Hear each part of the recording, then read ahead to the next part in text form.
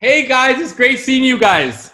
Hey, Hey, Mirthell, Rita, How John, you and guys April. doing? good to see you guys. How Man, you it been? has been a long time. Yes. In a while. Yeah, My yeah, Too goodness. long. All this quarantine stuff has kept us apart.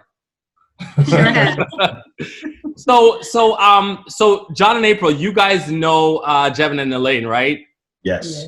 Oh, awesome. So it's so cool that we're all together again, because the last time that we were probably all in the same geographical area was like, what, 20 odd years ago back at Oakwood? Right. Yeah, That is crazy. So let's catch up. Let's see what's going on with you guys. So I don't know, Jevin and Elaine, introduce yourselves and, tell us what's going on with your life. Okay. Jevin Vanterpool, married to Elaine Vanterpool. Nice. We have had some movement since we were all at Oakwood. We moved to California, Okay. school out there. Mhm. We actually got married. I know this is, some interesting information that we'll probably get more into later, but we got married and drove to California 2 days later. Oh, wow. Wow. Was that your honeymoon? That was our honeymoon. Well, Wow. Okay. staying in hotels along the way, I guess, was the honeymoon. Wow. But we made our way. We made our way back to 66. Alabama. You Sorry. said what? I said Route 66 honeymoon. Yeah, so that was back in 2001. So Yeah. we've been married 19 years, right? We have 4 kids. Our oldest is 17, that's Jaden. And then we have Jasmine, she's 13. Jordan, that's 12. And Janiyah, my diva, she is 10 years old. Wow. Nice. Wow. So 4 children. How about you, John and April? What's your story? We have less kids. What have you guys been doing, and how long married? It'll be 20 years in December, Yeah. and I have gray hair now. I have no gray hair. As you can see. We have 2 children. John is 15. Julia will be 13 next month, so they're getting up there. Yeah. And I guess we moved around a whole bunch since Oakwood too, because I'm a pastor. So we've been Georgia twice. We went to seminary at Andrews in Michigan. We've been in South Carolina. then North Carolina and South Carolina, and now we're in Maryland. Cool. So we've been here like 2 years. What are you guys doing as far as like as a living? Like, what are you guys doing right now? I'm a pastor. What are you? What are you? I'm a middle school teacher Cool. Yeah. teaching reading language arts. Yeah. Okay, so you guys are in the Maryland area. You're pastoring and you're teaching. How about you, Jevin and Elaine? What are you guys doing? I'm a medical laboratory director in Madison, Alabama, and I teach at Alabama A&M as well. All right, Professor, and Elaine. And I am the chair of the Department of Biological Sciences at Oakwood University in Alabama. I'm also full professor as well. Very cool. Very cool. So everybody is kind of doing what they, I guess, went to school for and what they wanted to do. Right. Yes. That's really cool. Well, maybe not us. We didn't go to school for what we were doing. My name is Mirthell, and this is Rita. Rita, my wife. What do you do, hon? I am in media and business. All right. Yeah. And I'm in the same thing. We have a family media company called Onyx Media, and we are also known as the Onyx family on several platforms. So that's kind of what we do. I went to school to be a minister, and I'm ministering, just not in a traditional sense. And Rita went to school, and she finished her nursing degrees and became a nurse practitioner. But we've transitioned, and now our entire family, this is what we do. So we're married now 22 years this year, Mhm. and we have 4 children. Our oldest is 21 in 2 months. Wow. And and the next one in line is 20 in 1 month. Right. It's crazy. And then there is Shasha. She's 17. She just turned 17, and Shiloh turned 13 this year. So we got some grown folk up in this house. Dude, can I just say that hearing your kids' age makes me feel so old? I mean, we feel When they like were we raised born. Shalom and Shanae. You know what I'm saying? They were so Andrews little. University. Yes, that is just crazy. crazy. It was- But the years go by so fast, don't they? Yes, and I just Yeah. want to say, like, for the audience to know that we're all connected from Oakwood, but also, like, me and John have known each other from the time we were, like, man, I think I was 9, Rita, when I met you. Maybe 8. Yeah, I was in California. Right. super young. So John's dad was the pastor. He was the pastor of my church in California. Right. Wow. And of course, with Jevin being in LA, I kind of like, we've seen each other around from the time we were like, you know, in elementary or high school. And then of course we were all At Oakwood together. And then John and April and us, we were even at Andrews together after that at the seminary. So we've all stayed connected. And now, of course, we live in Huntsville next to Jevin and Elaine. So we are all interacting and around. So. Isn't that funny? Isn't that funny how life is? Yeah. And it's so cool to still have you guys in our life. You guys have been very inspirational. Like I suggest that one of the things that couples need to do is stay in touch with other couples that are happy and that are successful in their relationship. Right. And you guys have been inspirational to us. So when we were asked to do this, we thought of you guys immediately and we're like, we got to make this happen. How can we bring our friends in so that we can all tell the story? Because each one of us have a unique story. You know, all marriages can be successful, but we all come from a different angle. And so we want to get you guys take and kind of share our stories with the audience. So I have a couple questions I want to throw out and you guys jump in just to share your take on it. And hopefully, you know, this 22 years can rub off on some other people. You know? All right. So here is the first question that I would like to ask. And the first question is how did you meet? So maybe we can start with John and April. How did you guys meet? And kind of tell us briefly your story, because we only have an hour, so we're gonna try and like do the we gotta cut it down. Okay, so we'll make this really, really brief. So his cousin is my best friend. Yes. And I was always at his family members' houses for, you know, family reunions and all that stuff. And one camp meeting, my dad's a pastor. He invited his dad to preach at the youth tent back in the day when we had tents. Exactly. And I was at his grandfather's house for lunch, like I always went, and there John was, and I was like, oh man, your cousin's cute. And so we met, and we were 13. You know, well, I was 13. I was 12. I was 12. I was 13. She was 12. Okay. Yeah, but we didn't date or anything then. I mean, we just thought each other was cute. And we kept sending messages through his cousin. Yes, because he lived like in Cali at the time. No, right? I think it was in Massachusetts by then. 13? I think by 13 I was in No, you're right. I was in California. Yeah, he was with you, Rita, in California. Right. Right. So then tell me, so then when did you guys actually transition from friends to dating? Like, when did you guys start dating and how long did you date before you got married? Because like a lot of people want to know, like, what is that secret time period? Does it have to be Ellen White 2-year, 4-year? We started dating her freshman year at Oakwood, which would have been 97. It was my sophomore year. And I knew that she was coming.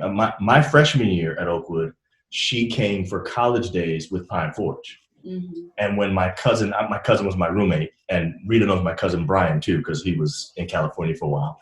When we were roommates, and I told him, if April Mendenhall comes to the school next year, I'm breaking up with whoever I'm with, and I'm getting with her. Wow.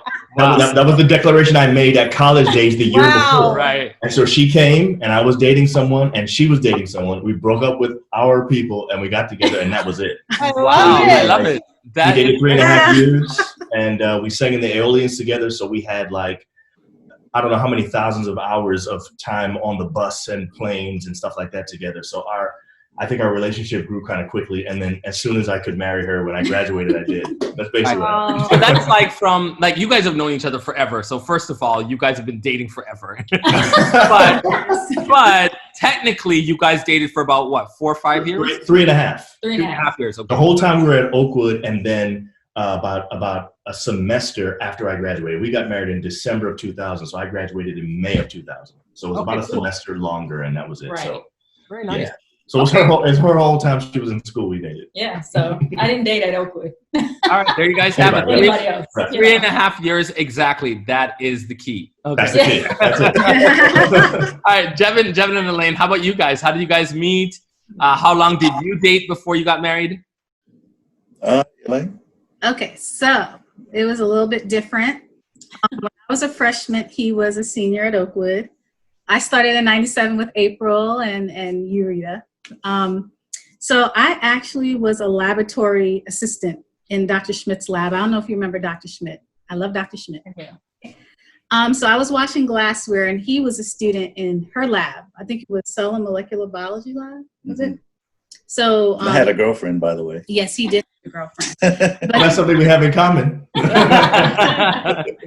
So he actually worked in the biology department as Yeah. well. So I would see him around a lot. We had a few conversations. I would see him asleep in the back.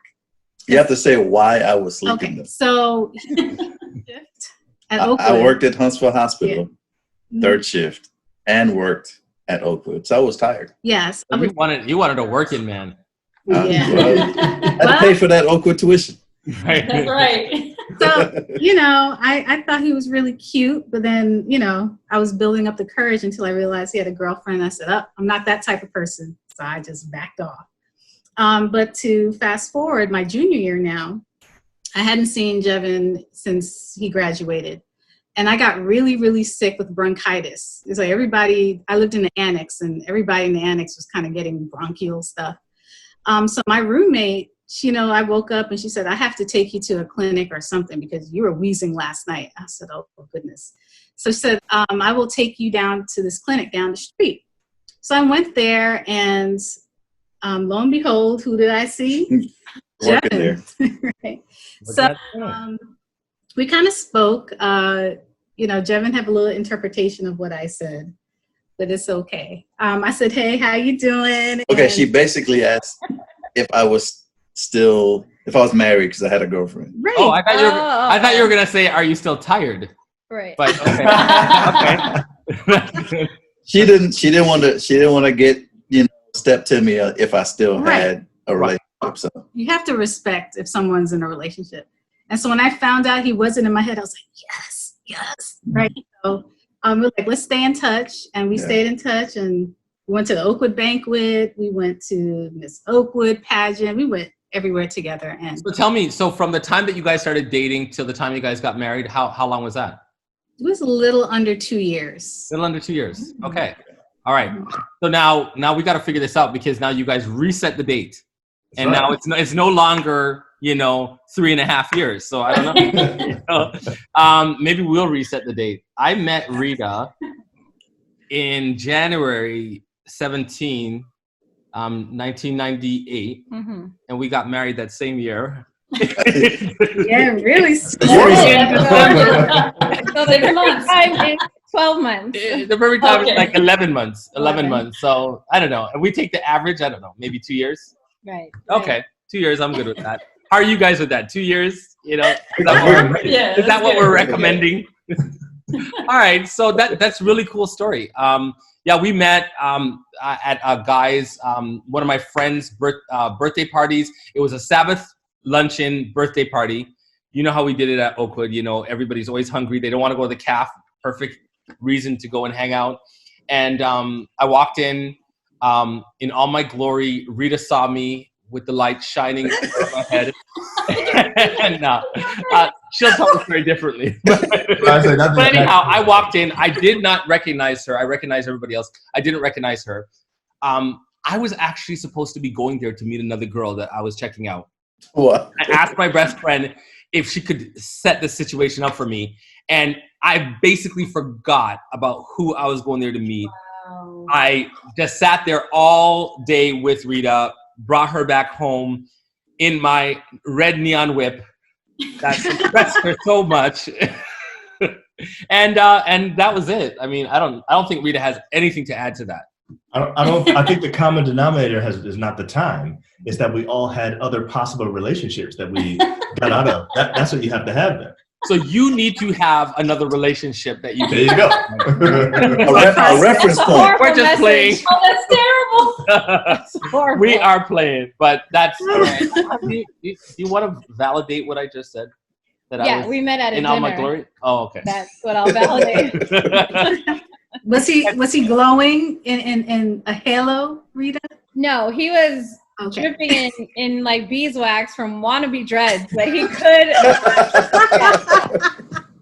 We need to show a picture of that. For nothing. Oh so, man, yeah. Yeah. Well, you know what? She was playing in my hair that day. She was like, I was like sitting on the floor. I had to go like, what is going on I was here? like, this girl's cold. But anyhow, we'll move on. Yeah. Yeah, Rita. Thanks. He took it as bold. I was going, what?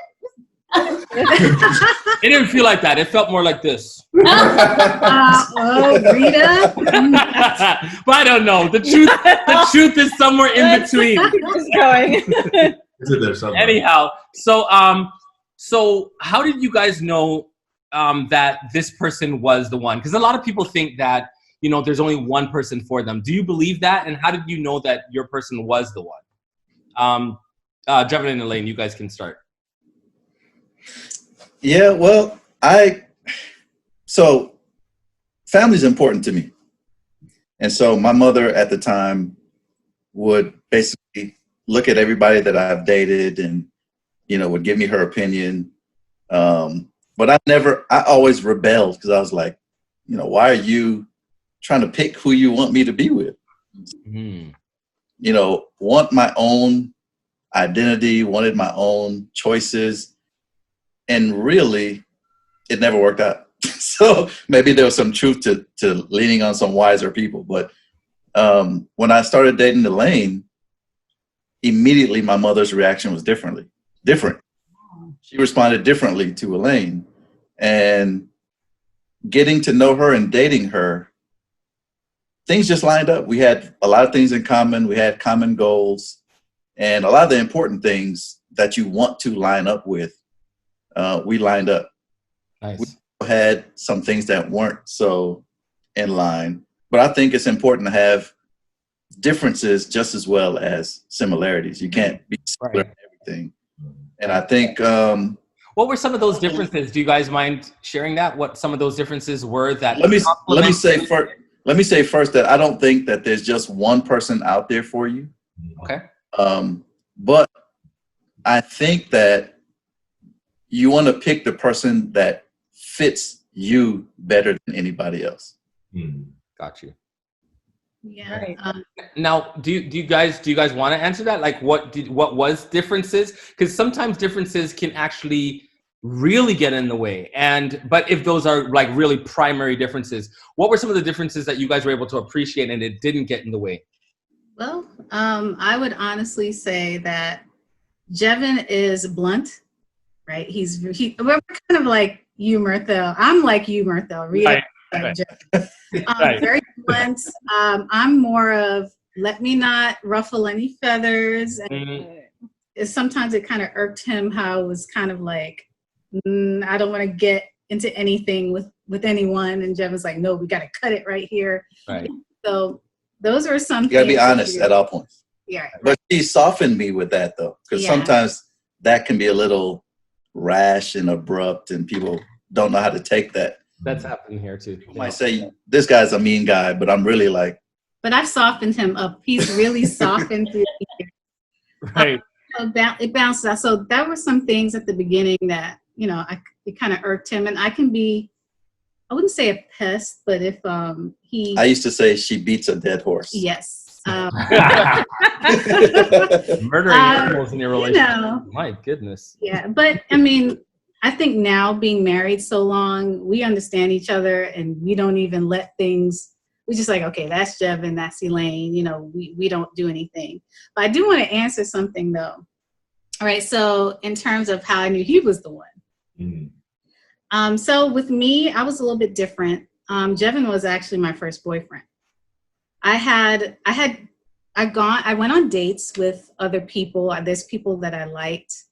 I had a lot of guy friends, but I knew I was the type of person that I didn't want to go start seriously looking or dating anyone until I knew I was ready in myself to get married, right? So, you know, I had a lot of guy friends. There were guys that liked me. I didn't know they liked me at the time, but hindsight is 20/20. Right. Anyway, but Jevin, there was things different about Jevin that kind of drew me to him. And, you know, he really displayed qualities that would be an awesome husband, an awesome father. He was so different from the other guys at Oakwood. And I just knew right then and there, I said, if I get a chance to date him, that would be awesome. So when I saw him at the clinic when I was sick, I said, Jesus. Yeah, all right. Okay. So So I how knew about he you was guys? the How one. about you guys, John and April? Like, what? How did you know that was the one? And do you guys think there is only one? Was it only April, John? Was it only John, April? Yes. I'm the only Yes. one. Yes, girl. I definitely feel like when I think about the way that we're compatible, and maybe I should say the way that we're the same and the way that we're different, I feel like I almost feel like Adam, like God literally fashioned April for me. That's what it feels like. Yeah. But that doesn't mean that once I die, that I don't want April to get remarried and that she can't ever be happy again. So I hear that question sort of differently. I feel like April is the one that God made for me, but I don't think that means that if something were to happen to either one of us and one of us were to pass away, that we could never get remarried and never have happiness again. Oh, I'm haunting Rita. I'm haunting her. Okay. It's like You're gonna run out any guys she dates? I'm just playing. So I do feel like, and I think she was laughing, but I think she really believes that. I think we feel as though we were made for each other, but at the same time, I do think it's possible, and I hope God forbid, if I were to die early and she ends up being alone, I keep telling her I want her to remarry. So I'd be comparing the other people to him, so it wouldn't work out. It may not, but I think she'd have to marry somebody who also has had the love of their life and lost that person and understands that, hey, I've already had my first love. I just want companionship now or something because it's going to be inferior. You know what I'm saying? Right. Well, John and April, let me just tell you, at Oakwood, I used to look at you all as a power couple. I really did. Oh, really? Yes, I did. Oh. Really, really did. I mean, a lot of people thought we were going to get married. I mean, I think Yes. anybody who I knew thought us you were getting married the next year y'all started dating. We just found out they were dating since they were 13. Right. There you go. I mean, I think it would be hard to like somebody for that long and actually think that there was somebody else. Like, it's been since you're 12 and 13. When I saw Rita, she was a complete stranger to the point where I was actually going to meet somebody else, like I said. However, from the time I was a young boy, I enjoyed watching my parents and their love relationship so much that when other boys were actually like wanting like a Tonka truck or a G.I. Joe for Christmas, I was actually, and I'm not even playing with you, I was praying for a wife because I wanted to replicate what I would see my parents dancing in the kitchen, kissing, heading off and getting us babysitters and you know where they're going. and so it's just like, I just loved it all. And I prayed about it. And so because I prayed about it, that's how I know that Rita is the one. Because I prayed about it. But relationships take a lot of work. And this relationship has taken a lot of work. If I didn't pray about it, there might have been a time where I would have been like, gosh, is there one? Is this possible? But I never once doubted this thing because I know through so many things that this was the one that God had for me through thick and thin. And now things are just super great and it just even validates that. I mean, I'm just going to be honest, especially because we were married within the same year, we had some challenges that I think maybe if I had been older, maybe if I had been more mature, and maybe if I'd gotten to know him better, we wouldn't have had. So I'm going to be honest and say there were times where I was like, what did I do? And I remember calling my mom once going, you were right, I should have never been married. And now I can see that even when you have those doubts, once you make that covenant, it's right. I think it's better and easier to just stick it through because at the end of the day now, I can't even imagine thinking those same thoughts. But there were times where it was so challenging where I was like, I don't even know why my mind said I should be with this man. Right. But now I'm really thankful. So the key is God has to be in the middle of that decision. Yeah. Right. Yep. Right. So important. And so he knew that this is what I need. And the challenges that I went through actually helped make me a better person. So right. Same thing with me. I used to think that I was the perfect one in the relationship and God had sent me for her. Yes, he did. That turned around. And then I realized, oh my goodness, God sent this woman. No, for but me. it was true at a point. It was true. You know, She was so immature. I mean, well, I don't want to start I'm nothing. just kidding. I don't want to start nothing. I'm just playing. No, I was super immature. I wasn't going to class. I was sleeping. He was like, let's go to work. And I'm like, why? I don't need to go to work. You know, I was really immature. But Weren't you like 17 when you early. got married, though? Huh? Weren't you like 17 when you guys got married? You're supposed to be immature. I know, right? But 18 when we met. He's 4 years older than me. Right. And he might as well have been like 14. The way he was so mature. And I was like coming in like, woo, college. I was like 401k. We got to set up for our 401k. We're retiring soon. You know, she's like, what? Like, we're working? Let's go to the movies. We're working? I thought we're partying. So yeah, that was a challenge. And that's, differences can make, differences, major differences, age differences, cultural differences, religious differences. These are major things that can be a factor in bringing challenges in your relationship. It doesn't mean that you can't make it through, but these are differences that you've got to think out, and you've got to go to counseling in order to know the person that you're with. Because counseling is not for the person to tell you don't be with that person. Counseling is to get you prepared to be with the person that you love. But I wanted to ask you guys something. I know it's kind of off script, but yeah, that's fine. Do you guys feel, because I know Jevin and Elaine, you guys have a West Indian, you're both American, born here, but you also have a West Indian background, right? And then John and April, you guys, I don't feel you have any West Indian in you. I think it's just African-American, right? Yeah, all Do here. you guys feel that actually helps you be more compatible? Because like Mirthell and I, I'm American, he's Canadian with Jamaican background, and there's been all sorts of differences. Do you guys feel that majorly impacts the relationship? That's a good question. Well, I think so. Well, majorly, I guess it depends. But we've worked with couples where they're totally different cultures, and there are some issues that come up. Like as far as upbringing or the way that you see family or how your children should be disciplined and things like that. So I do think that can be an issue, but I think, like you said, Mirthell, counseling beforehand, I think that premarital, talking about those things ahead of time and communicating about the expectations you have in all those different areas that you might have differences in. If you talk about it and set those expectations, I don't think you will have as many issues. And then be ready to establish your home, your family. Say, well, this is how we were brought up. I respect the way that you were brought up, instead of getting defensive about, fighting on whose is the best. And then figuring out, okay, how are we going to do this in our own family? Our new family, how are we going to establish the way that we raise our kids, or the traditions that we make in our own family? So I think it can, but you can kind of divert that with talking about it. Because I think the way we think about this is like, okay, so every relationship is going to have issues, and it's which issues you're going to have. Right. Really. So I think there may be levels of compatibility that a couple has that April and I don't have. Right. That's in another area, and we just happen to have the compatibility of having a similar cultural background.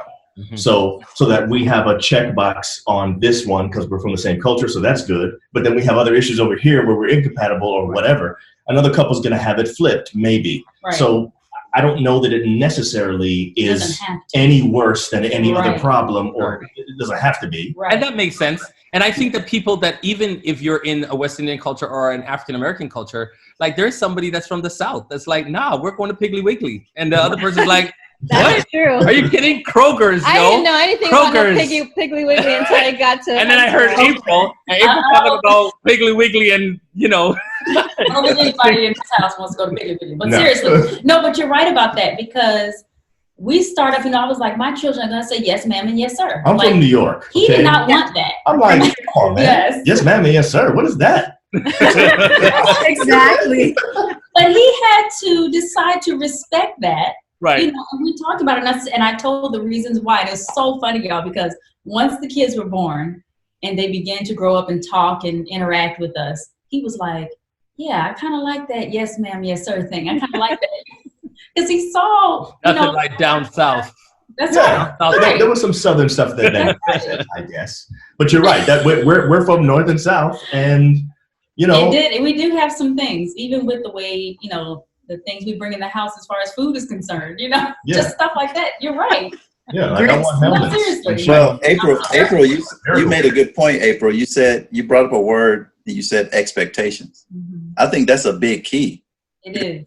Times our expectations only involve us. Right. We consider the other person when we formulate what our expectations are. Mm. Have unrealistic expectations, that leads and creates issues in areas that for any other purpose would be fine. There would be no conflict. True. Right. So very true. Very true. Yeah, and I think it's also unfair if you don't communicate those expectations, even if they're unrealistic. Yeah. If you don't communicate them and you expect me to do something or be a certain way and you've never communicated, but then you're upset at me because I didn't do it. Yeah. That's not really Right. That's true. Yeah. Wanted that person to be up in your head, and it's just like, no, it needs to come out of the mouth. That's right. Yeah. Right. So the next question, I'm going to direct it to Elaine and Jevin, and John and April, feel free to jump in, or Rita. You know, society has changed. Like, it's not 20 years ago. 20 years ago, we didn't even have the prevalency of cell phones. So if we had to get with somebody, we had to like walk up to them and talk to them. You know what I mean? And the pool of people that you were able to pick from was slim pickings because it was who was in your vicinity. Nowadays, you know, you're going online, you're going on all these dating sites. People are jumping in your DMs, whatever that means, you know.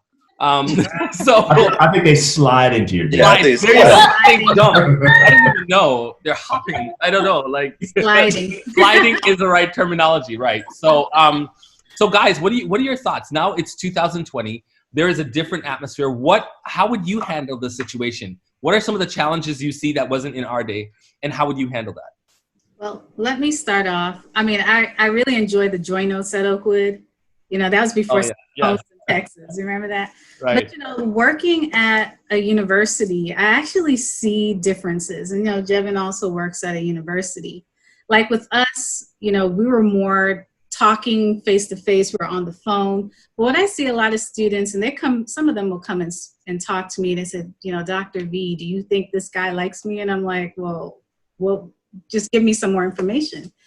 And so they would say, well, yeah, you know, he sends me messages. I said, okay, how often? Like once a week. And I was like taken aback. I'm like, when we were dating, we spoke every single day. Every day, Wow. all day. So yeah, you know, social media, you know, not speaking face to face and seeing the emotion, you know. Emojis is a new emotion. Right. And True. How do you I couldn't date in today's time. right. You know, they're okay with it though. It's a different generation. That is what they know. You know, that social connection in person is a little bit different now than it was back then. And then texting is like shorthand. So all those little shorthand things, like our kids now, you look at their phone, I can't read a text. Abbreviations and all these little shorthands. Like, what do you mean? And you know, you can take things out of context in a text. I know people that will argue just argue in a text back and forth. That's not the best way of communicating. I think you lose the art of communication today. A special effort to meet in person on top of the social media type style of communicating. You know, social media and those devices of communication has really taken over. Right. You see some students that will be together in, you know, chapel, and they'll be together. I do see some of that, but that initial connection is different. So any advice, like anything that you would say, like do it this way then? You know, to the young folks? Well, like, so our kids, you know, one thing that bothers me is, and our kids are old enough to have cell phones and talk with their friends. I mean, right now, our daughter will be up all night if she could. We take that phone. So like quick. Talking. What we do is we say, okay, when it's bedtime, your phone comes and goes right here. They have to put their devices away when they're going to sleep because they don't go to sleep. Right. And so I think my advice would be take a break from that type of communication, and every once in a while, make a real connection, like a face-to-face physical connection. Right. And, as human beings, we are social. God designed us to be social. Designed us to have direct interaction with individuals. And it's not surprising to see the level of anxiety going up in some of these young people, because they're not really having that social interaction, that we used to have back in the day. Right.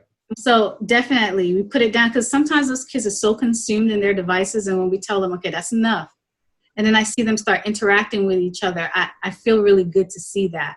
Right. This might not be just advice for young people. This might be advice for grown. Well, that's true. Yes. Put the phone down and just reconnect. So John and April, how about you guys? And I want to throw another thing in there with you guys. We're going through the quarantine right now.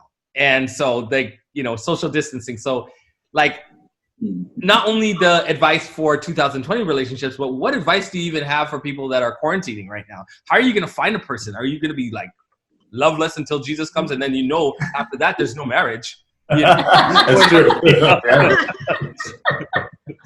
It's funny because we have a relationship podcast, and so a lot of people come to us for advice. We do counseling and stuff like that virtually. And what is that site called? Oh, Just John and April. It's on YouTube. Got you. And I know that, but I just wanted to give them a plug. Yes, I do that. Here's what's funny though.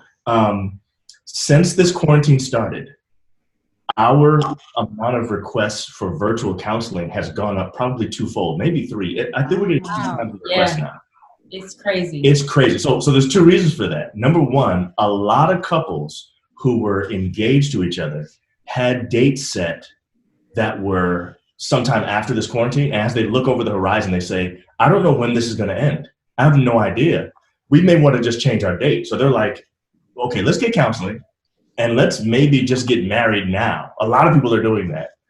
And what we're finding is, here's what's interesting.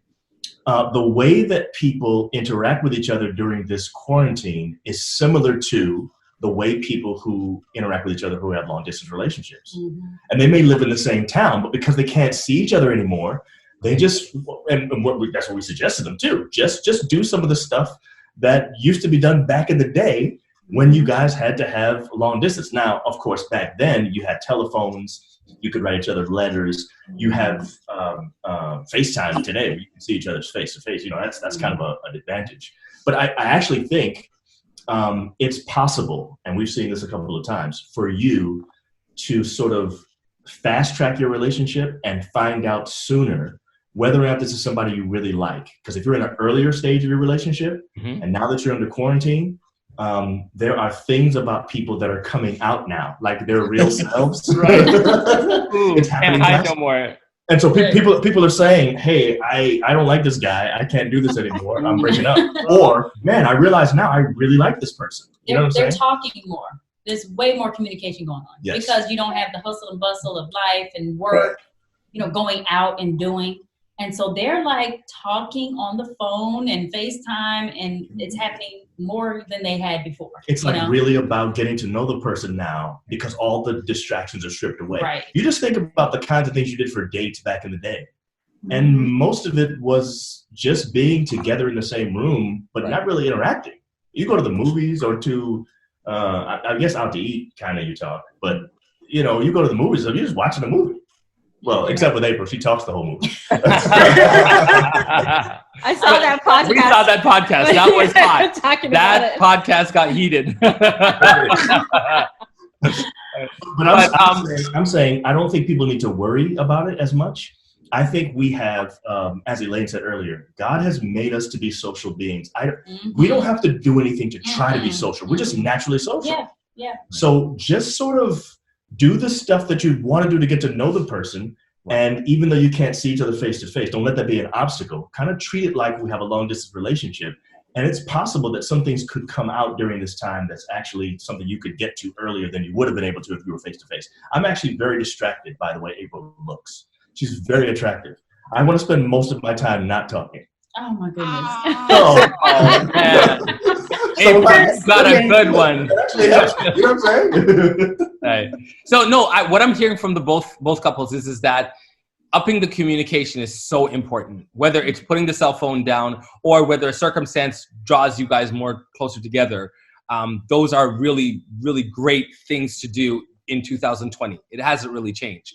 And I noticed that all of us kind of looked at each other like, really? Once a week? Because we all know we were talking every day. Yes, for hours. For the wee hours of the morning. Yeah. You know? Yes. So if you don't have somebody that really wants to talk to you, I don't know. Well, that's a sign. Right, that might be a sign. But I do want to say something about what Elaine said earlier. And, you know, the fact that you guys are both, you and Jevin are both on a college campus all the time, you're seeing it. I have noticed from my father's a university professor, my brother, same thing. I have noticed that it seems like younger people have a harder time today being able to detect whether or not somebody really likes them. And I can't figure that out. I'm not sure what that is.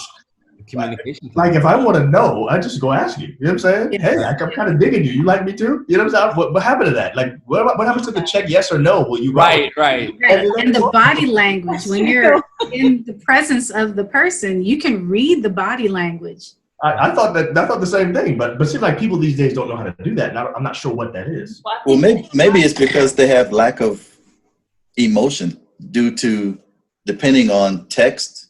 Like, you don't have to really show your emotions because you just put it on your phone. I see. So if you're hanging with someone, you may not be showing emotionally what you really feel. And so I could see that being harder, you know, trying to with someone when all you do. I have a buddy, and I'm not gonna, you know, say who it is, but when Be careful, you only have one buddy. Just joking. there's something to when you're more inclined to convey messages over the phone by text versus doing it in person. That says to me, it's difficult for you to express emotion in person. Right. And I don't know what the cause of that is, but I can only guess that it's trending more towards that for the young people as well because of the texting and cell phone. Right. There's just less effort put into that in-person relationship. Right.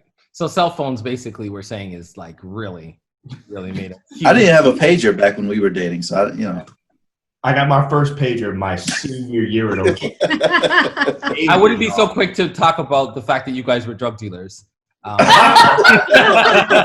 Remember when pagers were like only drug dealers? Yeah. Exactly. Yes. Yeah. I had the big phone. I had that huge phone with the big antenna. Oh yeah, I Yeah. had one of those. So no, what I wanted to say. go ahead. I'm sorry. I wanted to say about the texting.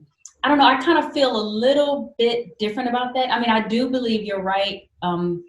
I feel like the kids are more like, you know, if the person doesn't post something about me on Instagram, that means that, you know, do they like me or not? You're not sure because they didn't post something about you. I mean, I think all those things are true. But I think that if there is, you know, that's their way of communicating. You know, I think about when we were kids. I remember my mom saying stuff like, why don't you write them a letter? I was like, what? You know, Right. we always called on the phone. You know, that's what we did. And I don't know. I just feel like this is the way that they are communicating. This And generation. so we should kind of Trying to figure out a way to help them to still navigate with the way that they do stuff. right. Rather than trying to make them do Right. like we do it. Right. Like your mom was trying to make you write letters. Right. FaceTime, even FaceTiming to just get that, because there's so much more than just hearing the voice, but FaceTiming is, and talking more than texting, because you're going further and further away from multiple modes of communication, because we smell, we hear, we touch. The more we move away from that, then that's less communication, less contact. Yeah. So get in their space, even if they smell, because it works out. Yeah. That smell. I'm not Yeah, but saying what that, she's but I'm saying, just no, saying, but what I'm she's just talking saying in is, general, hun. what she's saying is adapt to Yeah, the to how they language communicate. they use. Like, for example, one of my older girls, she will, this has happened to her like twice, where someone, I guess, that she probably thinks is cute, she'll go through their Instagram and she'll probably be going through like all their posts and accidentally like one that was posted like a year ago. And she's just mortified. Oh my goodness, they're gonna know that I went through all these photos. And I was like, so this is like the language of the day. Because for me, if I get on someone's Instagram or someone follows me, I all of a sudden start going, oh, let me go through it. I can like something from 5 years ago. I don't care. Right. But they were like freaking out. No, Mom, you can't do that. And I was like, wow, okay. So it's like a totally new language. Right. And I agree, April. It's like, it's about now helping them within the way they speak in their language and their modes of communication. Right. So I want to get into some specific questions because we don't have much time. So let's do some rapid fire and see, how you can express yourself in like 1 minute. Okay. So first question. In other words, don't take long. I know. I feel like we're on a game show now. Okay. All right. So anybody jump in. Would you recommend getting married if neither of you had the job or career you aspired to have? So right now, you guys are all working in the areas that you went to school with. Mm-hmm. Would you recommend getting married before? I think I have something interesting that's evidence-based with that one. Okay. I would. It might be tougher, but I recommend it because we got married and 2 days later went to school. So we didn't have real jobs. We didn't have a lot of money. Straight together. We had the same schedules. We spent a lot of time together. We have a lot of outside distractions and responsibilities. We were able to figure out how to build a solid base. Right. It was tough. Mm-hmm. Don't get me wrong. Not a lot of money, but the other things just became so much easier because of that.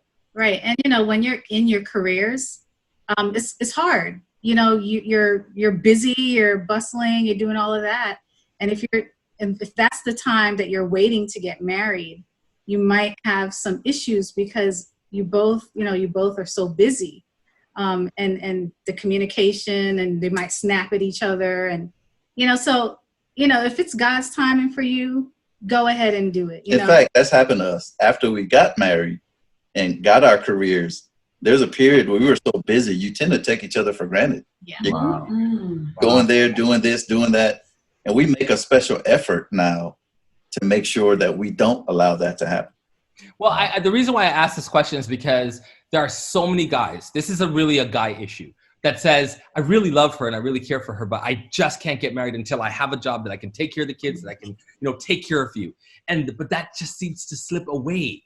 You know what I mean? Like society sets things up that it can be very difficult to get a job, a good paying job or whatever. Right. And so now months turn now into years, and now you're only going to get married if you can personally make it.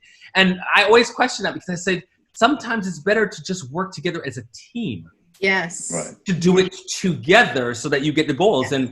And in our experience, we started off, I was working at the snack shop for $3.50, and she got a promotion. She left the snack shop and got a high-paying job at Barnes & Noble's for $5.50. And that was it, man. We're getting married. You know what I mean? That's it. Together we're making $9. And so, but when you do life together and you make those sacrifices, I'm not saying it wasn't difficult.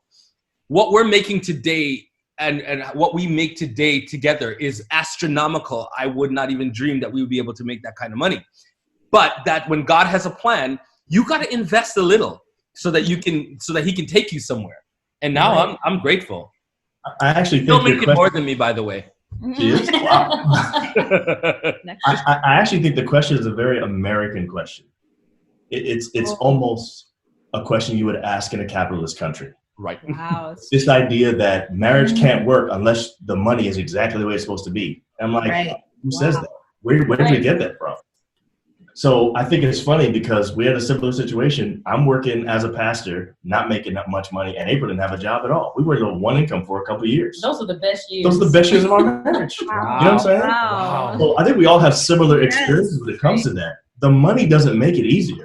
Right. You know what I'm saying? Now I wouldn't recommend that a person who can't keep a job think that he's gonna take care of a family. That's a different thing. Thank you for pointing that out. But I don't think you have to have all your career goals first before you get married. To me, to me, that's kind of out of order. And a lot of people, like you said earlier, Mirthell, miss out on stuff because they're working so hard to achieve their career goals that they end up not really ever getting the goal of meeting or getting able to marry someone that they really loved. And so I would definitely say it needs to be a thing of prayer. And if the Lord is telling you to do it, he's going to take care of you. Yeah, I have a friend who said her parents really pushed her to get her career first before she married. And she said, okay, I'm going to follow what my parents say. Every time, you know, they say, well, you need to go to graduate school before you get married. You need to, you know, finish your doctorate. Da, da, da. She did all of that. And now she's not married. And she said to me, I wish I had not listened to them because now I want to be married and I'm having a hard time. Yeah, right. It's funny you say that because Elaine's dad wanted her to finish graduate school before we got married. Yep. Wow. Actually, in counseling, we had to ask, is that disrespecting your parents? If you just he was like, you know, the Bible says my mother. Right. We were like, trying to pull that one on you, huh? Is that like not honoring our parents? And of course they were like, no, you know, not what that means. But we actually had our first child in graduate school and we were students. Yeah. Even with that, those are still, I would say, some of the best times we had in our marriage. Yeah. Well, let's get to the next question. What stopped you from giving up after your worst fight? You don't have to say what the worst fight is, but what stopped you from giving up after your worst fight? Our worst fight. We don't have to tell our worst fight, right? No. Like we don't have to give you the details. and we don't have to tell you what happened and what was broken. We have none of that. You can if you want to. You can. You can if you want to. You can tell them that your first wedding rings are at the bottom of Niagara Falls while you were driving to church. You can tell them that, but you don't have to. So I actually don't remember the details of our worst fight, but I do remember something specific that happened during that fight that had never happened before, and and that is April spoke at a level of yelling that I'd never heard before. I don't even yell. It doesn't even yell. I never yell. I actually screamed. Yeah. I actually screamed. Whoa. Can you give us an example? What did that sound like? No. I never yell. And I screamed, shut up! Yeah. Like, just shut up! I was like, whoa, okay. No, that was I thought when I did it, I was so frustrated. I don't know what happened to me. It didn't seem like her. It was like she was outside of herself or something like that. It was like I couldn't take it anymore. We keep having the same conversation. He's not listening, right? So I just screamed, shut up. But I'll be honest with you. I think after that happened, I listened to her for the first time on that issue in our entire marriage. No, seriously. I didn't realize that it would take me to that level. Yeah, I didn't realize it was that deep. It was like a visceral reaction that she had where something overtook her. She couldn't even control it anymore. And I said, wow, this is... What do you say? It was demon possession? Satan? It was like demon possession. I'm sorry. I cannot stop laughing at whenever we talk about this because his response was so... This dude started laughing. Like,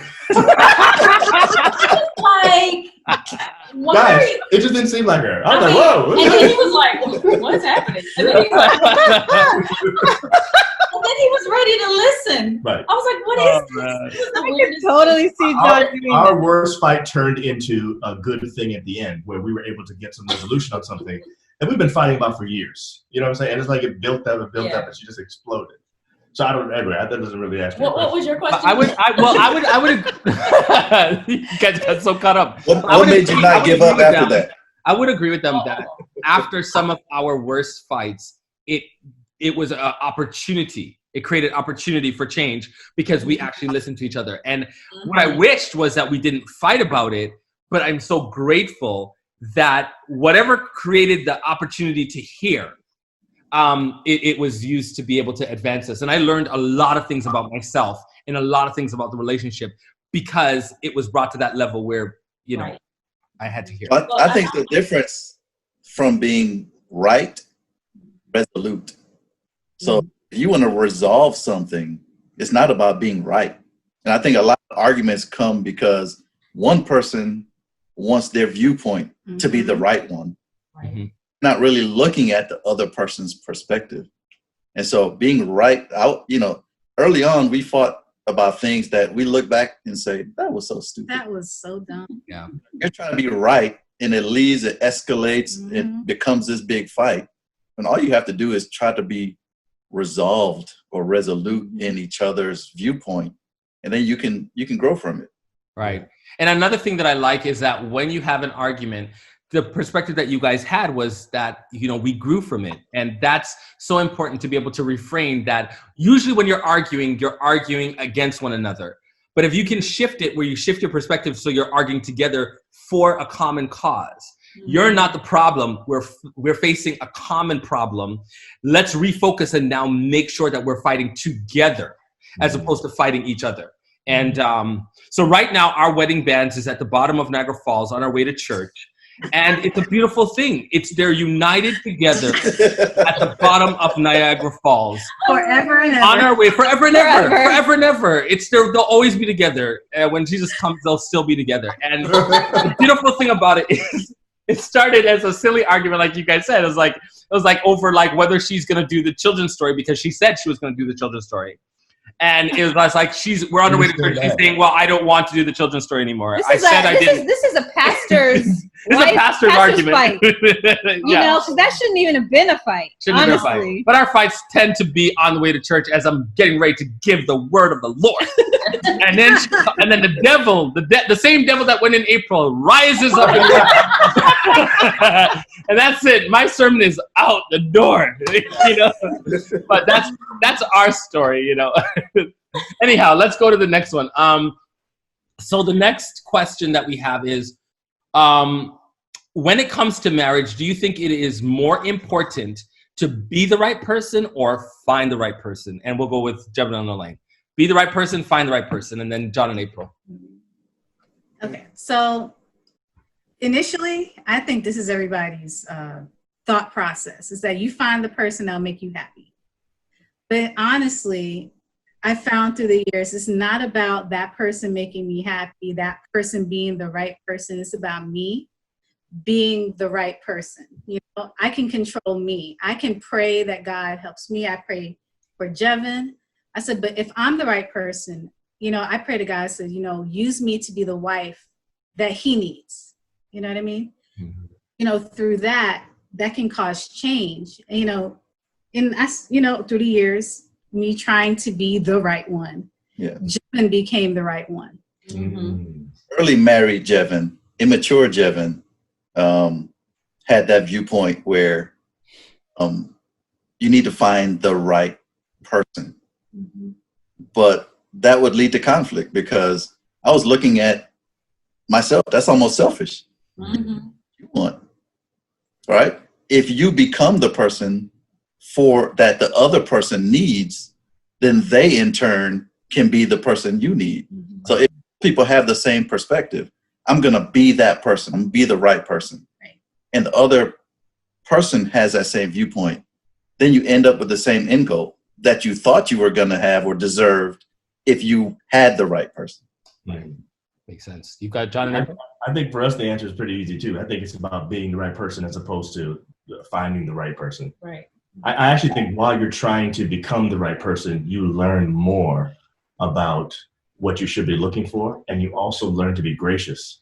It's as I'm looking into myself, I start realizing how flawed I am, how many issues I have, how much baggage I bring to a relationship. Mm-hmm. And then I say to myself, I don't need to be so hard on the other person. Mm-hmm. It's as I get to know those things about myself that I start realizing this other person isn't going to be perfect because I'm not perfect. Yeah. You know what I'm saying? So well said, well said.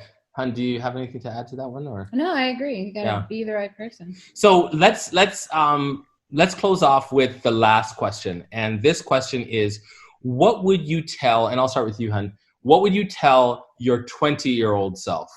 That good advice that you would tell your 20-year-old self about what marriage is going to be like, and advice that you would give her? See, because at 20, I was already married. So what would I tell my child? Yeah. Let's see. But what I would tell my younger self, is to be patient and really stick it out. And I think that like April, I really admire the fact that you're like, I never yell. Like, wow, I wish I could say that. You know, I wish that could have been me. Yeah. Anyway, no, I really would say, you know, just to really be patient and not be so frustrated with circumstances. Because, you know, when you're that young getting married, there's so many things you have not done yet. And then that frustration of the things that you haven't done yet because you're a child and you haven't even gotten your education. You haven't even, you know, I didn't even really have a first job at that point. There were so many things milestones that I hadn't even hit yet. And when I got married, I felt like I was trying to juggle being a wife and a mother and a pastor's wife, and then also just the regular milestones of adulthood. And also I got married like during my second year of college. So I didn't even get to experience certain milestones in college. So I was juggling a lot. So I would have told myself, just be patient. Just the frustrations that you have, you're not going to have it eventually. And then I feel like I would have been at least more calm and not feeling like I felt like I had to fight against Mirthell to get the things that I wanted done. And I wouldn't have done that. Wow. John and April, and I'll just close off that particular segment. This is what I would say. First of all, this is what April would say.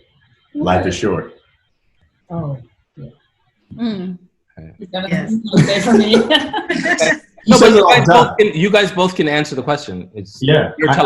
My answer would be, don't take yourself so seriously. There are a lot of things early on that I think I wanted to do perfectly, and I think I could have enjoyed things so much more if I wasn't so hard on April or myself. I would just say, dude, it's not that deep. You know what I'm saying? It's chill out. That's what I would say. And, you know, I'm 41 now. With a 20-year-old me, I'd definitely say that. I actually don't know what I would say. I'm trying to think. I guess I would say, listen more, talk less. I think I would say that. Okay. You know, if I had known that earlier on, I think we could have avoided some arguments. Because I really think it's important to listen first, then speak. I'm quick to speak. I'm better now, but. I agree with that. She's better now. Thank you. Hey, Mirthell, we want to jump in real quick before you end up.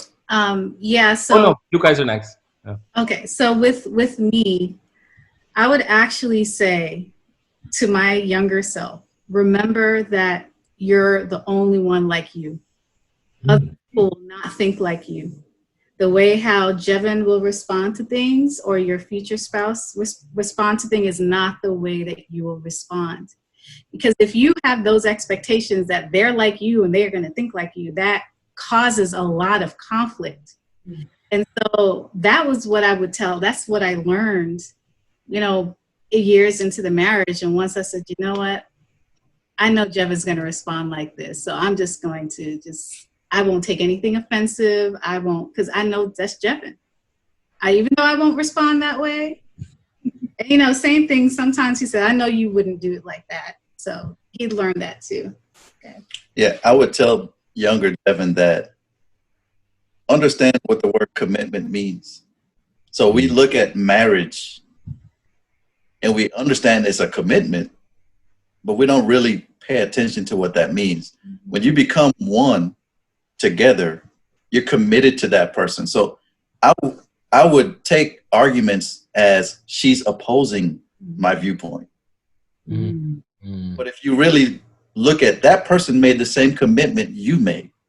She's not the enemy, right? We're together in this thing. And a lot of arguments happen because you feel like I'm over here and you're over there. Well, we made the same commitment. She made the commitment. I made the commitment. We're a team. And if we looked at it that way, we wouldn't take things so personally. Right. Great point. Great point.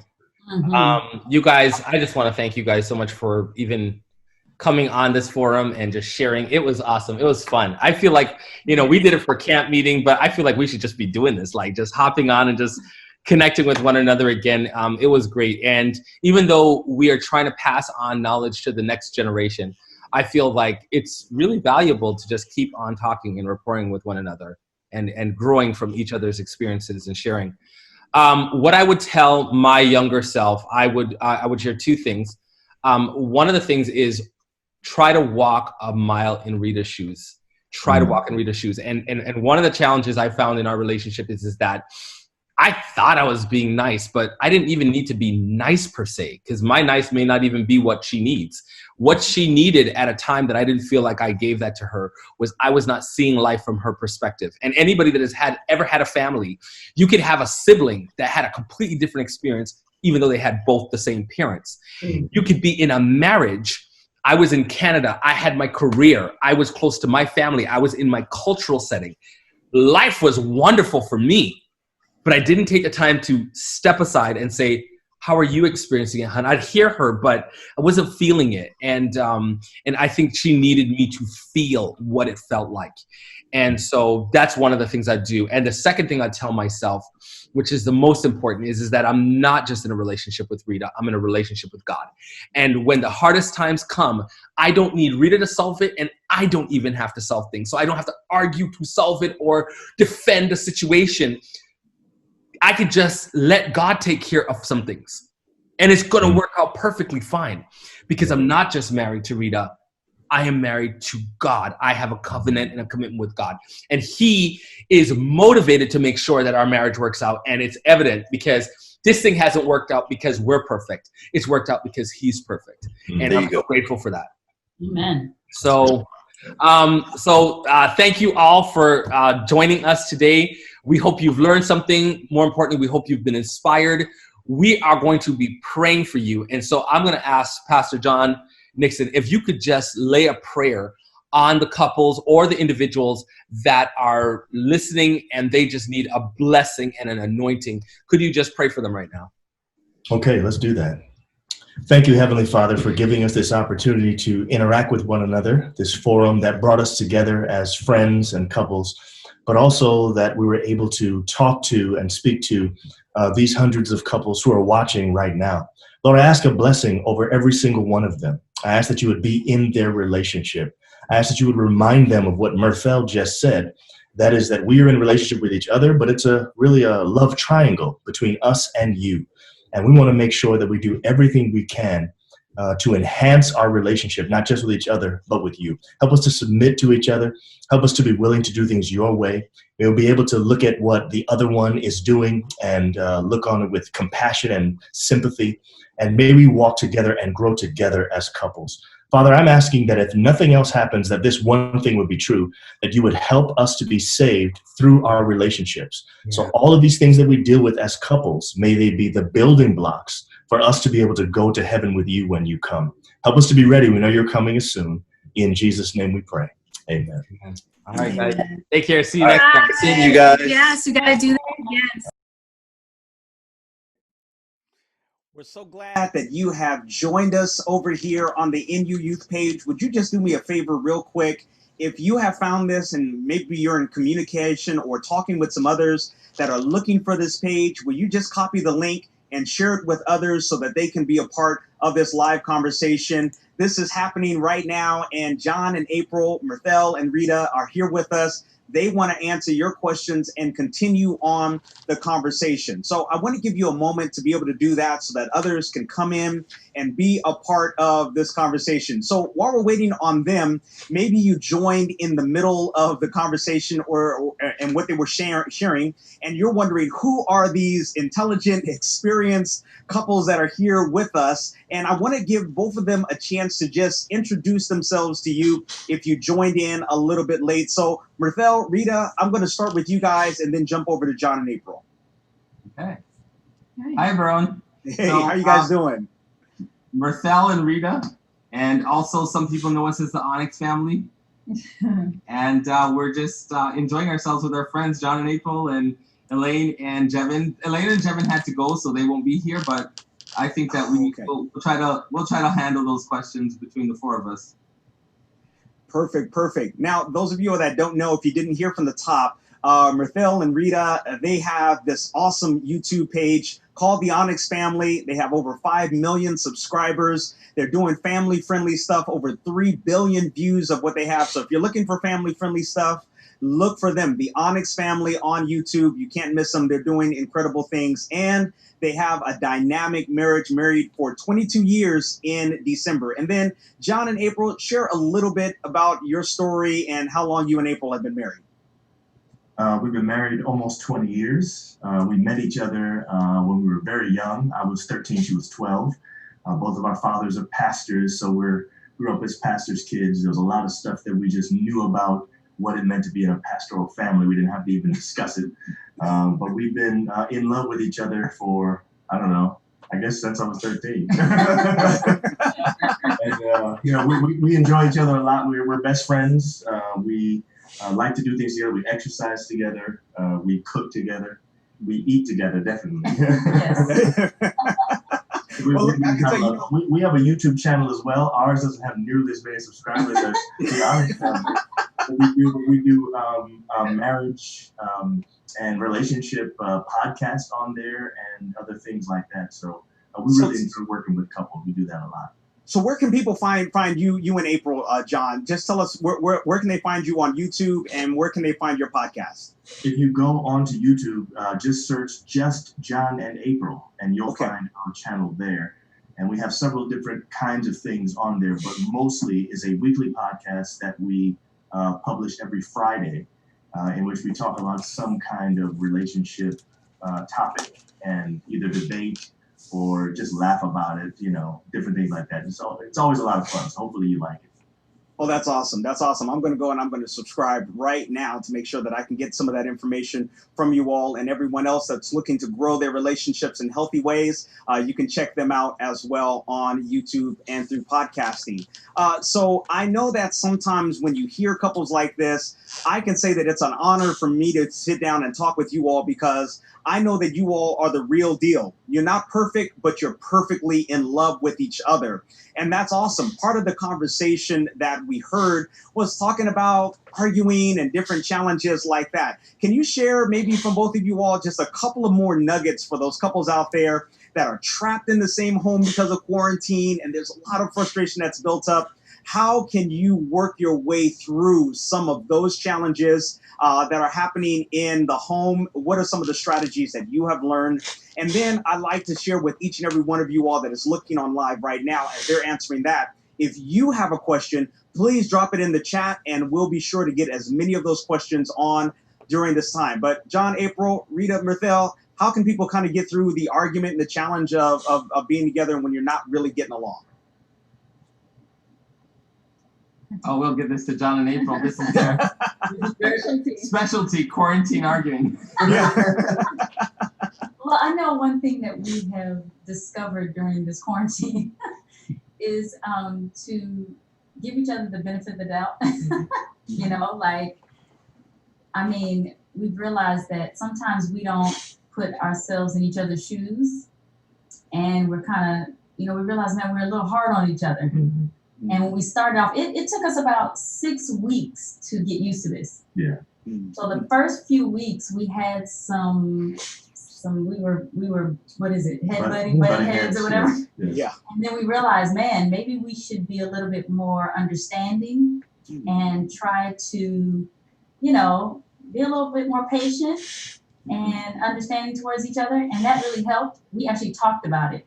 And that was a big deal for us. I think the problem was that we were both frustrated about the situation we're in, the circumstances, not being able to leave the house. There's a normal routine that you're in.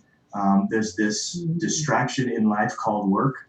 And every time you get up and leave and go do that and come back, there's a rhythm that you get into. And you get used to the idea of being apart so that you can enjoy being back together again. And without going away from each other, it was kind of making it like maybe we're a little stir crazy. And I think on top of that was all the angst around, at the beginning, we didn't even know what the virus was. We know so much more about the virus now than we did then, but we didn't know anything. So you add all of those things together, it's kind of a recipe for disaster. And what we decided was, you know, we're going to be on the same team. It's us against the virus, not against each other. You know what I'm saying? And that made a huge difference in our overall. But the other thing was we figured out how to give each other space. There are certain parts of the house that everybody goes to. You know, each kid goes to a certain place when they were doing their school stuff. April and I had different rooms we were using for our separate offices. And so that really made a difference. It felt like I was actually getting up, even though I was just going to the basement, I was getting up and commuting to work again. It was just 2 flights of stairs, but you know, so that, you know, we're enjoying it now. Right. Well, that's good. And you know, it's all about figuring it out when you're in certain circumstances, how you figure it out so that you can continue loving each other, but finding those spaces. And so what a testimony of ways that you can figure it out, even if it's just walking down the hallway and going into a different place in the house, to be able to have that sense of aloneness, but still being able to come back together after that. So one of the questions that has come through is one that's pretty heavy, but one that we know is still prevalent even in Christian homes. And somebody's wanting some guidance on this. What would you say to a husband who is abusing his wife and a wife who is being abused? And as people have been quarantined, we know that some of that is on the rise, domestic violence. So what would you say to that wife in that situation? Well, I think when it comes to abuse, you really have to make sure that you're taking care of self first. You can't take care of a relationship if self is not being taken care of. And so if abuse is going on, I know it's going to be a whole lot harder during quarantine time. But in quarantine or outside of quarantine, you've got to figure out a way of how you're going to protect yourself and any other vulnerable persons in the home, whether it's children. Find a way to get to safety, get somewhere safe, or create a safe space in your home by finding a way to remove whatever that dangerous thing is away from vulnerable individuals. And then from that place of safety, now you can begin to address situations. I know a lot of times Adventists, we can be extremely spiritualized, but not understand what the Bible is actually saying on these topics. And the Bible recommends separation at times, especially when it comes to situations like this. You need to separate oneself. And so Matthew 18 is a great text that you can go to if you need a little bit of encouragement from the Word of God to feel as though, am I doing the right thing or am I going against the Word of God? Matthew 18 lets us know that if there is any odd against your brother, then you should call on the church. And during that whole course of like, sort of like, the process, call someone, let somebody else know, bring them in. If that person's not listening, then make sure you go to a higher level of accountability. And if that's not working, then, you know, and that accountability would be counseling or a pastor. And if that's not working, the Bible is absolutely clear that separation is a biblical concept in order to protect the victim, in order to protect individuals, and you need to make that available to yourself. And I mean, there's so much more to be said, but I know John and April probably could lend a little bit more to that.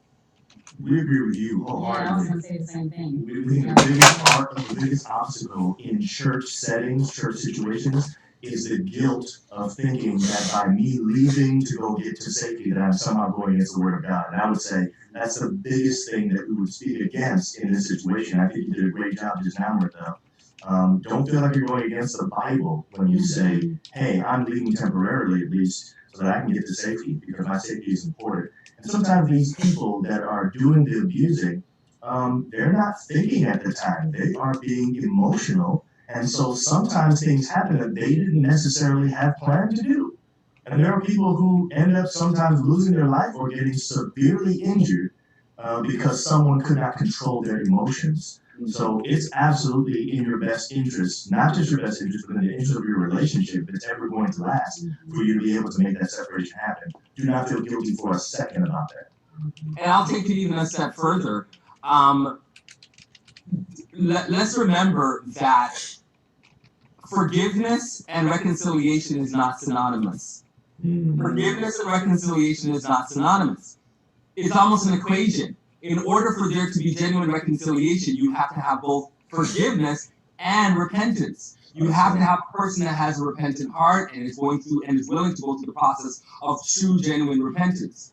And so when we say separation immediately for your physical health, there may be an extended time of separation in order for you to have that right recipe in order for reconciliation to take place. And then in that process of separation or accountability taking place in a safe environment, more than likely counseling, through a pastor or whatever, important questions needs to be answered and asked in the right setting in order to ensure that when the relationship is now reinstituted, it's reinstituted on the right grounds.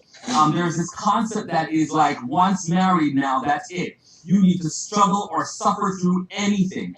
And that's just not biblical. The Bible is very clear, especially when hovering over the victim to ensure that the victim is protected, that there is a process that needs to take place. And let's remember this, that even Christ, in the very end, will not tolerate the unrepentant in heaven. Therefore, although he hates divorce, he still acknowledges the ultimate divorce that will be happening in the end of time when there's a person who is not repentant. There has to be an equation in this whole thing. And as much as God hates divorce, that equation must be forgiveness and repentance equals reconciliation. And you can say the same thing for heaven. It must be forgiveness, the forgiveness of Christ Jesus on the cross, with a repentant heart of a sinner. That's the only way we get salvation. Wow. That's powerful. That is powerful. That's powerful. I mean, right? I mean, that was dynamic. Now, you brought up something that was really interesting, Mirthell, and I'd like to talk to both of you guys about it. In relationships, in marriage in particular, things are not always going to be perfect, and sometimes you might find yourself in a place where you need to forgive, and sometimes that can be tough. What is part of the process of learning to forgive that mate that you're in love with, but you're upset with at the same time? How valuable and how important is knowing how to do that and do that well to a thriving marriage? Well, I'm telling you, when I have to forgive, it's hard to forgive. I'm serious. Like, I know that this is like cliche, but I have to just pray and say, Lord, I have to remind myself that God forgives me every time immediately. And then I'm like, okay, God, you're right. You do this for me. I have to do this. But there are times that I think we have to do this for each other. And my husband does this for me, and I really appreciate this. And that is, he'll apologize. And sometimes I want him to allow me to express why I was upset. And sometimes he might apologize too quickly. Not that, you know what I mean? Like, I want to be able to say why I am upset. I want to be able to express that. Mm-hmm. So, forgiving quickly, I think we need to do that because God forgives us quickly. I mean, I have to remind myself of that every time because it's hard sometimes. Yeah. But I also think that the one who needs forgiving needs to allow the person who is forgiving to express why they were upset. Because I think that's a part of what Mirthell says, it's forgiveness and then repentance. I mean that kind of goes along with it because you have to be able to express why so that the person can really understand why they're saying I'm sorry too. Mm-hmm. Mm-hmm. The other problem is that a lot of times and she's not going to out me on this, but a lot of times I may apologize almost as a knee-jerk reaction, not even fully understanding what I'm apologizing for. Just knowing that I need to apologize at some point. Let me just get it out there.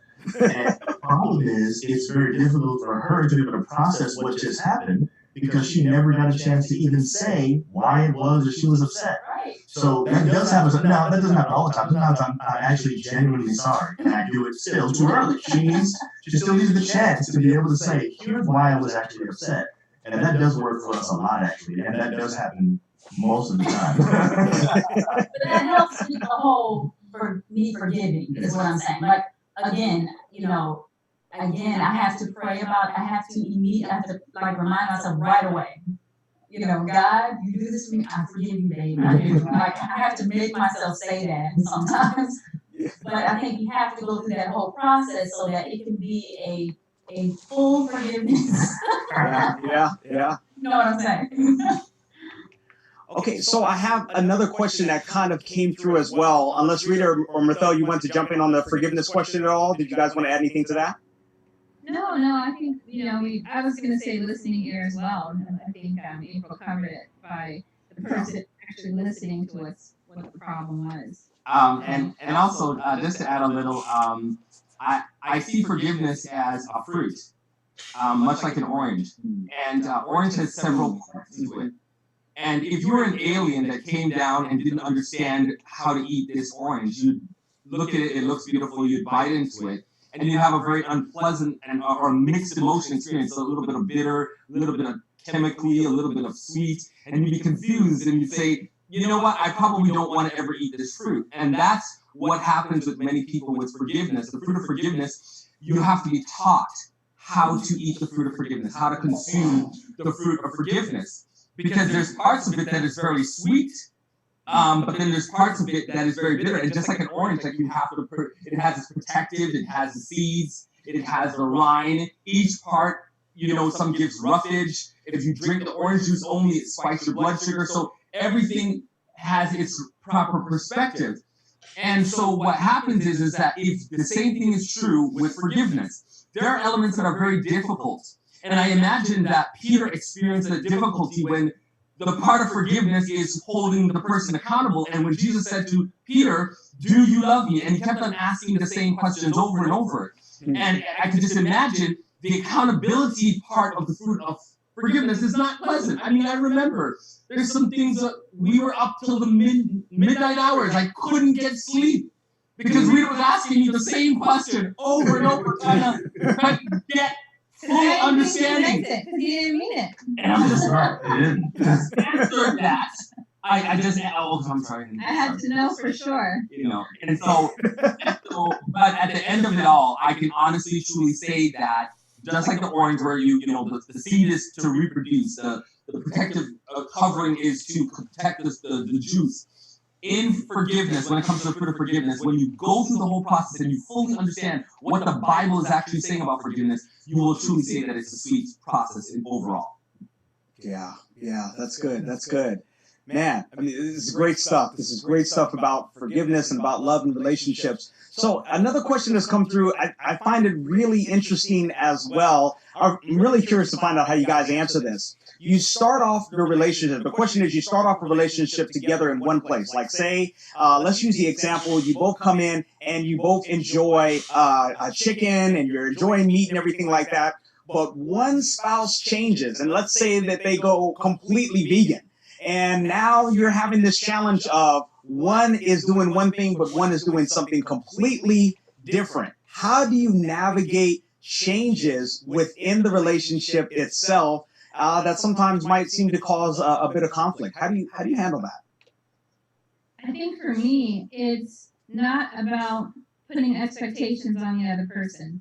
I think people need to be able to explore, because when you get married, your life doesn't stop and shouldn't stop. Right. You're still growing and you're changing, and like who I was even 5 years ago is different than who I am right now. And I think the problem was when we first got married, Mirthell would on and off on these health kicks. And I would just be like, can we just eat like consistently good, But he would be like, no, we gotta eat really healthy. And it wasn't like the health food we have now. It was like, remember the vegan meals that our Adventist church used to make like 20 years ago? Yes. Mm-hmm.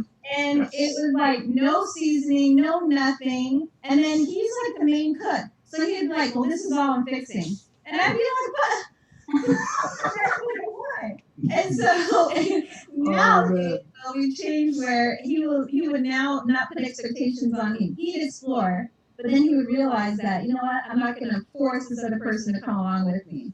And I think on my end, I needed to not also hinder him, because I'd be trying to convince him, don't do that, let's not do that. And now I'm more like, you know what, let me just let him be. And then what we do is now we influence each other for the better. And so now it's like, oh, well, this is interesting. And so I think that's something I've learned as our marriage went on. Not to have expectations, and also not to force the other person to get on board with you. I think I agree with Rita. Some of the strongest relationships we've seen have a really good balance between togetherness and still not losing your individuality. That we have some goals that we have together, but at the same time, I would like to see April do things as an individual to grow that really have nothing to do with me. As everything has to do with me because we're one, but you know what I'm trying to say. Everything she does doesn't have to be wrapped up in what I do, and vice versa. There's a healthy balance there. And so in our relationship, as we've gotten older and been married longer, I think we're getting more comfortable with is someone all of a sudden deciding they want to be a vegan. The other one's like, okay, you can do it. And it's not about it. I don't have to necessarily follow along, and it's not going to change everything in the house. It may mean now that I'm making a few more meals for myself than I was before. Some of that might change.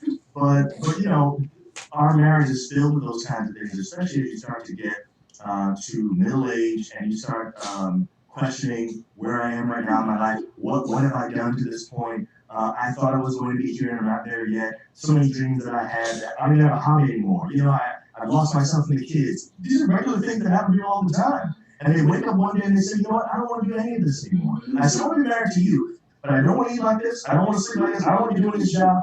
Okay, yes, you can, because if you're cultivating this balance between togetherness and still a level of individuality, you know, I'm not trying to be separate and selfish, but there is something about my life that can be in pursuit of something that doesn't have to be wrapped up in you, and I think that makes a difference in a relationship.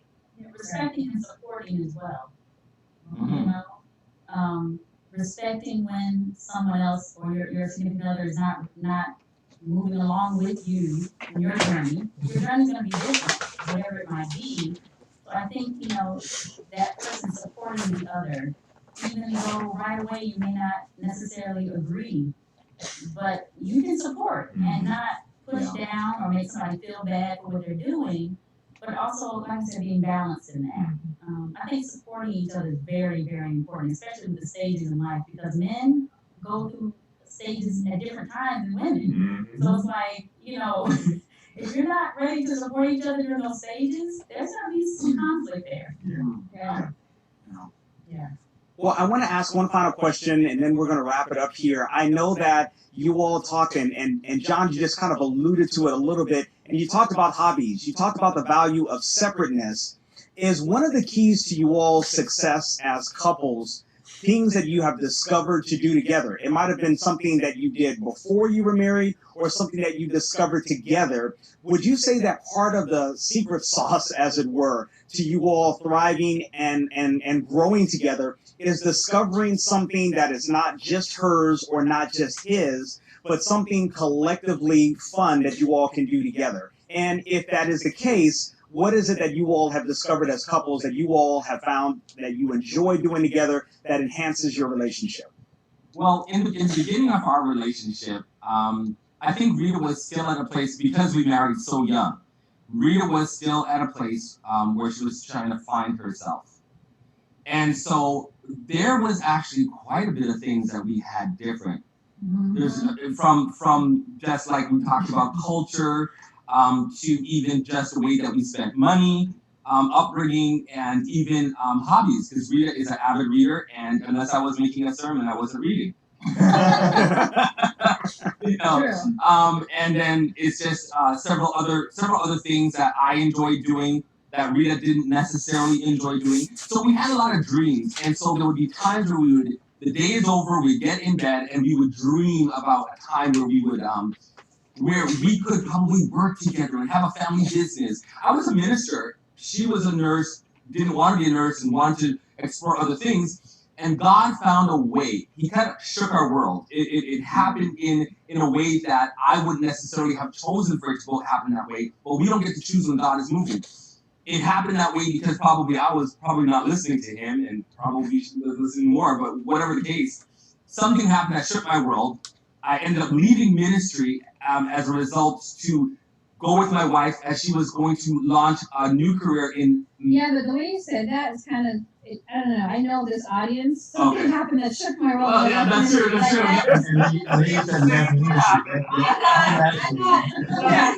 I got an offer. Help me, your help meet is coming in to help you and save the day. clarify. No, I got an offer to start a medical company in Florida, and so I decided to take them up on that. And we were in Toronto at the time, and so I was in ministry what for shook 17 his, years. yeah, what shook his world was me saying, I really don't want to pass this up. I want to go. And although we talked about it, I don't think that we could have talked about it enough for him to ever feel comfortable. So at some point, I was like, well, I'm going. Right. It doesn't mean like the marriage is over or anything like that. It's like you're gonna have to just maybe like have me start it. You can fly back and forth, and that's what he decided to do. Instead of doing that long term, he decided, you know what, I'm gonna go down there and support him. Right. And so that's what happened. There was nothing else. but it shook my world, and the reason why it shook my world, anybody that is a minister, your calling really defines you. Your ministry, man. God was there, and my calling with God was there before even Rita was there. So for me, it shook my world in that way. And like she said, there was levels of communication that was happening, and I wasn't comfortable with all those levels of communication. And so what ended up happening is I ended up having to choose, and I chose my family. And in that making a choice for my family, and I did something that Rita had been doing for 17 years, following me. She had been 17 years, she had followed me, she was loyal to me, and so it challenged me to now follow her. And I chose my family because that's where my heart was. My ministry was always about family. And so either I was going to preach about family, or I was going to make a decision to show what love looks like when you truly love a person. And I showed, and I ended up doing that, but it wasn't easy. It wasn't an easy process. But I say this to say that what we have now, what God had envisioned, happened through a crisis in my life. He shook up my world, created a crisis, and then when I now look at what he had in mind, I'm like, Lord, I feel ashamed. I'm not ashamed. I should have been jumping and saying, honey, can I pack your bags? Like, when can we leave? I was sitting there thinking about what I was losing. And God showed us. So now what do we have together? When it began, I had a ministry that I was proud of. She was searching for herself. What do we have now? We have a family ministry together that is thriving, that is reaching the world in ways that I could have never imagined. I was not old enough, and I did not have the faith enough to do it myself. I'm grateful for God creating uncomfortabilities in my wife's life and having her be bold enough, almost like Abigail, to say, I don't know about you, but I'm going go ahead. And I was smart enough not to sit there and pout and get a heart attack, but go and follow my wife and submit myself to what I saw God doing in my wife. And now I am the happiest man in the world because I now have a ministry I always wanted. I always wanted a family ministry like this. And unless I was willing to see God's moves through my wife and respect that, I wouldn't even be where I am today. It could have been easily something that I would have split over if I did not have the right heart focus. It could have been easily. But instead, the reshifting of my focus and what this pain means and the providence of God, how God, everything works together for good, having those foundations of mental cognition helped me make those choices, helped me make good choices so that I could not see the way, not know where it's going, but know based on those building blocks that even if I don't trust this woman because of all the arguments and all the things that we had to go through, I can trust God. Wow. It's like you live the scripture, he'll bring beauty for ashes, He'll bring that, the oil of joy, and that's beautiful to hear. Go ahead, you were saying something else. No. John, April, secret sauce. What have you discovered together? April was about to say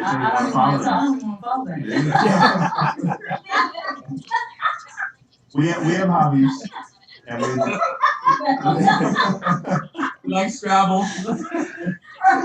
What about your podcast? Do you guys feel like you guys that's a lot. We work out together too. Yeah, but seriously, I know what you were saying. I mean, we don't have that kind of story, but we've always wanted to do, family ministry as well. More, marriage and couples. And since we moved here, I had this want to do this together. We just didn't know how. Because, you're working, the pastoral life is very busy. And so we felt like there's no way we could do this. And so anyway, since we moved to Maryland, this opened up for us to be able to start our podcast and get into, we were already doing premarital counseling for years. Since we started our marriage, we've been doing premarital counseling, but just taking it to the next level, you know. And we have a virtual thing that we do now. And it's funny, we came up with the whole virtual package and put it together and started doing it. And like a week later, we're in quarantine. Like literally a week later. It was like the Lord just worked everything out. And what's happening is we have couples, we have to tell couples we can't start with you right now because we already have couples who are doing this, but we don't have enough time to do that. So we have to put them in a queue and okay, 6 weeks from now you'll start and all that. So they're coming to work, I think, because everybody needs that and wants that. And especially now that we're in quarantine, people are looking for ways to do counseling and they can't meet anybody and they're looking for virtual counselors. Somebody tells them about us. So it's kind of weird how that works out. Yeah, and since we started the podcast though, yes. We feel like we've gotten closer to each other. True. You know, we have grown. I mean, I feel like we're in such a great place right now. I mean, we've had a good marriage, and you know, you have your ups and downs, but we feel like we're just in just this perfect place right now for us. And I just feel like doing this together, and as you can, even with Rita and Mirthell, just helping families and other couples, and it just gets you to. I mean, we can start a podcast arguing, and when it's over, we're like, I'm sorry, you know. I don't know. It just, I mean, we'll go into a counseling session, you know, coaching session, arguing. Right. Come out so, you know, ready to listen. And so I feel like it really helps our relationship, helps us to stay connected and to do right. Yeah. Part of the reason is that we're both quality time when it comes to love language. We have some other ones that are different, but one we have in common is quality time. So spending that time together really helps. Plus, there's a lot of creativity that goes into making these videos and stuff that I think really taps into a place. April's a very creative person. She's a middle school teacher. She used to be an elementary school teacher for years, and now middle school. So I think there's a level of creativity she's able to tap into. Sometimes we sing on the podcast. Nobody knows it. We just record it and put it on there. Nobody knows it's us. But, you know, we like to sing. We grew up singing together and stuff like that. There are a lot of those things that have helped. And being able to do that stuff together, I definitely feel like deepens our relationship with each other. Where I think before this, we were married and living together and doing things together. But there was so much separateness because we were so busy that I think this one thing made it so that we had to spend time together doing something that we love doing. And it just fed us both. And so far, it's made us grow, I think, a lot closer in our relationship. So I don't know if that's the secret sauce. Well, I would encourage couples to find that one thing. I mean, we do other things together. We cycle, we golf, we exercise, and all that kind of stuff. Right. So and every time we do it, it's like we feel closer. Mm-hmm. So I do believe that when you find those things that you can do together, it's important to, you know, make that an essential part of the marriage. Yeah. I do. I feel like it's really important. That is awesome. I want to thank, on behalf of the Pacific Union, all of those that tuned in either live or that will watch this video later on. For each and every one of you for joining us, Rita, Mirthell, John, April, God bless you all, and then the Venerables as well that were not able to join us live, Jevin and Elaine, for their wisdom and their experience and for sharing it with all of us here during this virtual convocation. We're just really grateful to you all for taking the time. Now, I want to give you an opportunity once again, just before we close out, if people wanted to get in contact with you or find your podcast, will you just share where people can connect with your family ministries one more time for those that are watching all the way through to the end? How can you reach out and get in contact with you all? Well, before I say that, I just want to thank you guys for giving us the opportunity to minister. Yes. It's always a tremendous blessing to be able to share. If we had to go through all these burdens and for nothing, then man, what would it be all about? But we get the blessing of not only going through the fire and having the blessing of the refinement, but we can share the testimony. Another thing I want to share with you, Barones, is that you have missed your calling.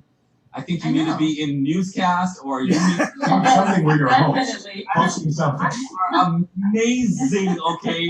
Your flow, your trend, your transitions, like it's like I'm like, is this guy in the right place here? And you're very comfortable with the camera as well. I mean, you're really doing. You're amazing, man. Yeah. This is excellent. Things like God might have something. I'm not saying leave the ministry to do it. I'm just saying it may be like it just might be. It just might be. But consider that. Anyhow, any places that they need to go? Well, yeah. I mean, if you type in Onyx Family, you can go to our website, onyxfamily.com, where we have everything. I think that's probably the best central location. If you like to watch videos on YouTube, Onyx Family. And then basically, like I said, once Onyx Family pulls up on Google, everything comes up. So that's just the simplest way to put it. Yeah, and you can find us similarly on YouTube if you just type in Just John and April. We also have people email us normally when they have questions about things at johnandapril2000@gmail.com. And we take a lot of things there. We're on Instagram and Facebook. You can find us there too. Just search John and April, and you'll be able to find us.